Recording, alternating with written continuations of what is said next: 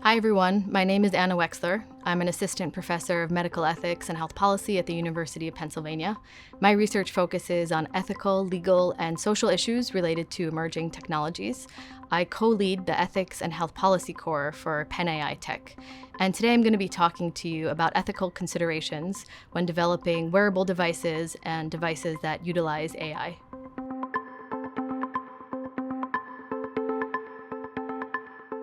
And so many of you may be familiar with some more traditional research ethics questions, such as those related to informed consent, which is all about ensuring that participants are fully informed of the study that they're participating in.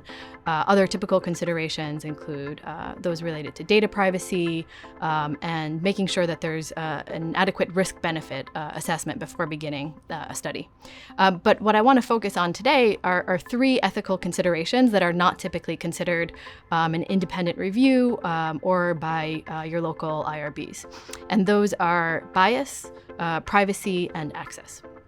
So starting with bias, many studies have shown that biomedical sensors that are used in products like pulse oximeters or heart rate monitors perform less well for individuals with darker skin tones. So it's really important when developing a wearable device, and especially a wearable device that uses AI, to ensure that you're conducting research not just on a homogeneous group of individuals, but really on a diverse population. And that's to ensure that your product can be applicable to all populations when it's eventually commercialized.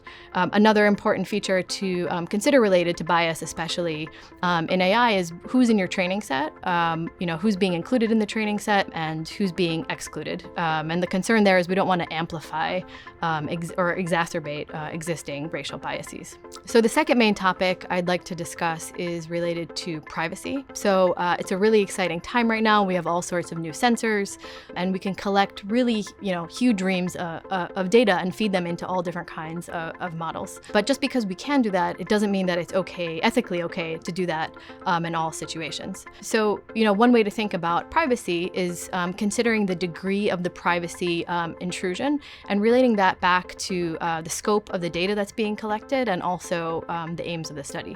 So, for example, if you're collecting pedometer data from a Fitbit and using it to make exercise recommendations for a participant, that's kind of in one category. But if you're thinking about putting sensors in an individual's bathroom, in the privacy of their home, or if you're thinking about putting sensors or cameras in a physician's office to capture the really intimate details of a patient-physician interaction, that's sort of a different level of privacy consideration. And it's important there to think about limiting the data in scope and really thinking about how that data that you're collecting is going to advance the aims of your research project.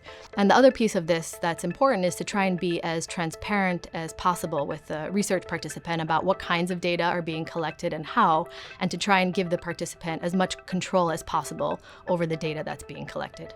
And finally, the last point I wanted to raise was related to access. Over a quarter of the US population does not have access to broadband internet connectivity. And so there is a digital divide in this country and elsewhere that breaks down along racial lines, along socioeconomic lines, and even across age.